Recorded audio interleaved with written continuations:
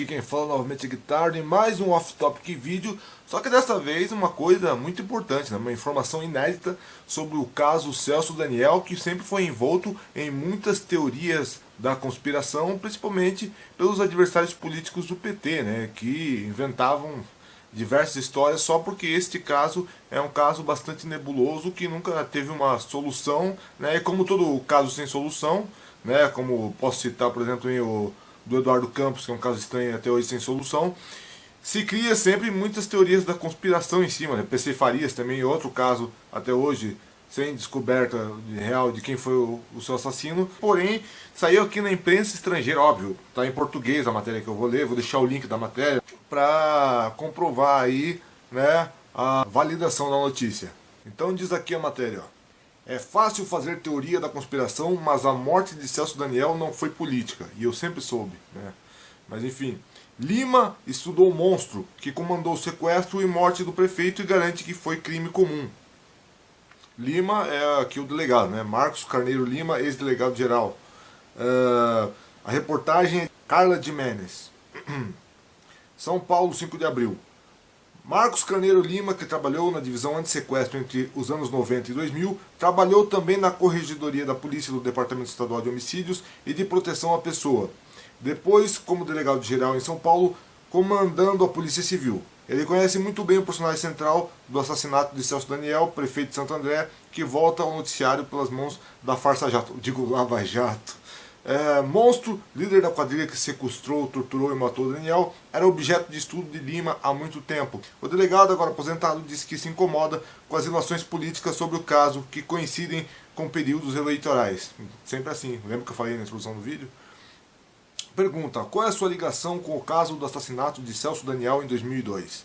Em 2000, eu era da delegacia anti-sequestro em São Paulo, onde fiquei 7 anos. Vimos uma quadrilha fazendo sequestro de forma diferenciada, porque a vítima ficava pouco tempo no cativeiro, lhe roubava um pouco de dinheiro e muitas vezes o crime nem era denunciado à Polícia Civil. Descobrimos a partir do sequestro da esposa de um diretor do Banco Itaú, que foi pega perto da Praça Pan-Americana. Ela trabalhava em uma ONG na favela Pantanal, na divisa com Diadema. Descobrimos ali que havia um chefe do crime, o monstro, Ivan Rodrigues da Silva, o mesmo que liderou a quadrilha que matou o Celso Daniel. Havia muitos sequestros nessa época? Pergunta, né?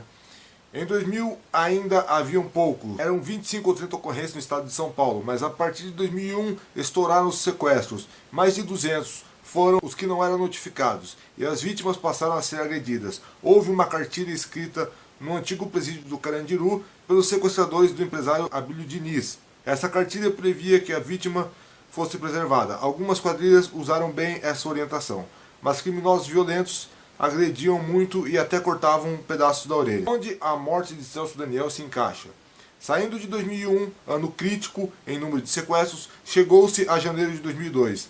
A quadrilha do monstro sai da região deles e vai atrás de um empresário do Ceasa, perto da Praça Pan-Americana. Ele estava numa Dodge de suspensão alta. Os sequestradores estavam com um Santana. O empresário que eles perseguiam conseguiu fugir. Quando estavam voltando para a região de Diadema, trombam com um Mitsubishi importado, com o Celso Daniel de passageiro e o fazem parar. Pergunta, por que Sombra não ofereceu resistência se era carro blindado? Eles tinham armamento caríssimo, fuzis, e ainda que fosse um carro blindado, não havia como lidar com esse tipo de arma cara. Para os sequestradores, só interessava a vítima, ou seja, o Daniel, não o Sombra, que parecia ser o motorista. Mas por que não levaram o Sombra? Pergunta. Era um padrão que havíamos detectado desde o sequestro da mulher do diretor do Itaú. O modus operandi era ir atrás das vítimas que andavam em carros importados. Em alguns casos, só pegavam o carro quando descobriram que quem estava dentro era apenas o motorista do endinheirado, ou só levavam a vítima, caso ele estivesse com o motorista, e extorquiam 10 mil ou 20 mil reais. Nessa época, eu saí da DAS e fui para a corregedoria e continuava monitorando os sequestros. Pergunta. Por que mataram o Celso Daniel se não era o padrão matar a vítima? Eles não sabiam que era o Celso Daniel. Como já eram experientes e planejavam pegar o empresário do Ceasa, que fugiu naquela noite, tinham já um local para usar de cativeiro, uma chácara na região Juquitibá, na BR-116. Tiveram que ficar ali porque naquele momento havia polícia na favela Pantanal. Quando o monstro viu a repercussão do sequestro na mídia, mandou liberar o prefeito, dar linha no cara. Mas foi mal entendido por um integrante que era o menor de idade e esse menor matou o Celso. Essa foi a tragédia. Então, como nascem as teses de crime político organizado? Pergunta. Quando acontece o crime, há o impacto de uma coincidência. Daniel foi sequestrado no dia 18 de janeiro e morto 2 dias depois. No dia 17, ou seja, um dia antes do prefeito ser pego, 2 presos de uma penitenciária de Guarulhos, entre eles Dionísio Severo, saíram de um helicóptero de um presídio numa fuga espetacular. Eles haviam sequestrado o funcionário de um banco e Severo era um ladrão que roubava, mas que começou a fazer sequestros. A primeira vez que eu prendi em 1998, ele me disse que ia fugir. Tinha dinheiro guardado, era um sujeito articulado. Tanto que eu prendi no litoral, Praia Grande, onde tinha até um programa de rádio, mas ele estava articulando uma facção de contraponto ao primeiro comando da capital. Ele não tinha nada a ver com o sequestro e precipitaram essa relação, o que foi um erro crasso da polícia, trabalhando teorias como se fossem verdadeiras. Pergunta, mas esse tal Severo teria relação com o sequestro de Celso Daniel? Quando foi preso, Severo disse que sabia muita coisa sobre o caso de Celso Daniel e que só responderia em juízo, mas diz isso para ganhar tempo, com medo do PCC. Daí se comete um erro crasso do sistema judiciário de deixá-lo detido em um lugar onde haviam outros presos. Uma pessoa de cadeira de rodas se levanta e o mata. Era um preso ligado ao PCC. Essa teoria de que o crime foi cometido à mão de alguém nasce em 2002? Pergunta. A quadrilha que sequestrou o Celso Daniel confessou o crime e sua participação na época. Era ano de eleição. O PT pediu ao presidente FHC para que a Polícia Federal acompanhasse a investigação. E foi assim, distribuíram o caso e tudo foi resolvido. Mas veio a eleição e o sapo barbudo ganhou. E o sequestro de Daniel volta a ser questionado. Com Lula no governo, vem a teoria de que Sombra seria o mandante do crime.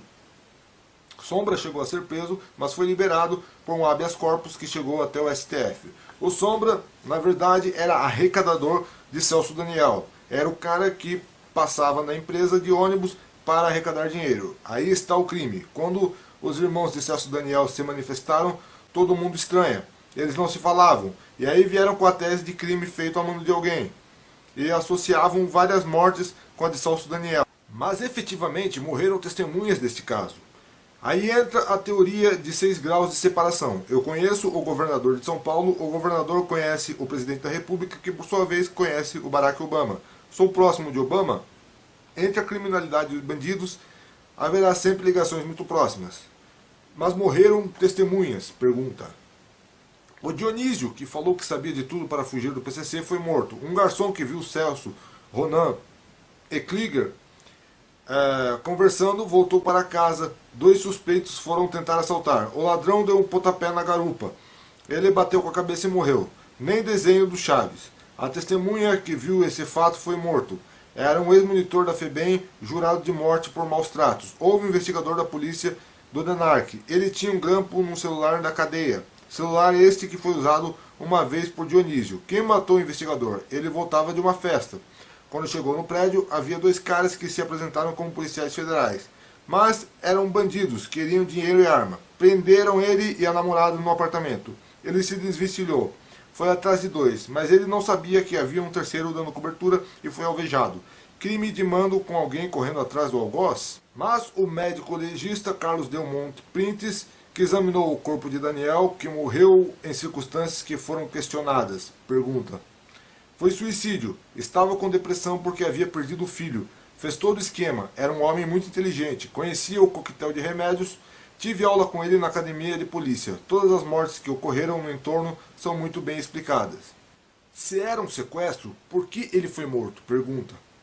1 semana ou 10 dias antes do Celso Daniel, uma travesti foi sequestrada num carro importado perto da região da favela, onde ela fazia ponto ali perto. Avisou que não tinha dinheiro, gastou com drogas, mas que iria recuperar e levantaria o prazo. Mas ficaram com medo, executaram e jogaram o corpo numa estrada, a mesma coisa que Celso Daniel. Você acha que a leitura de um crime político então é por conveniência? Pergunta. Exatamente. Houve uma comissão parlamentar, chamaram os presos que cometeram o crime e eles falaram a verdade. O que mais eles querem? O assunto aparece sempre próximo à eleição. Mandaram desarquivar inquérito para Elizabeth Sato em 2005, para provar que foi crime de mando.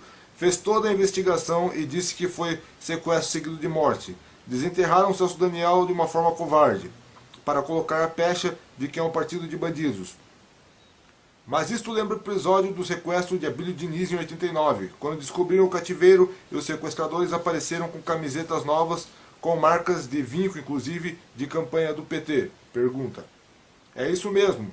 Para um crime de mando nunca se contrata um grupo de sequestradores. A polícia que acusa sabe que é assim. Se era para matar de cara, por que não mataram? E para o PT, por que matar o coordenador e futuro ministro da Fazenda?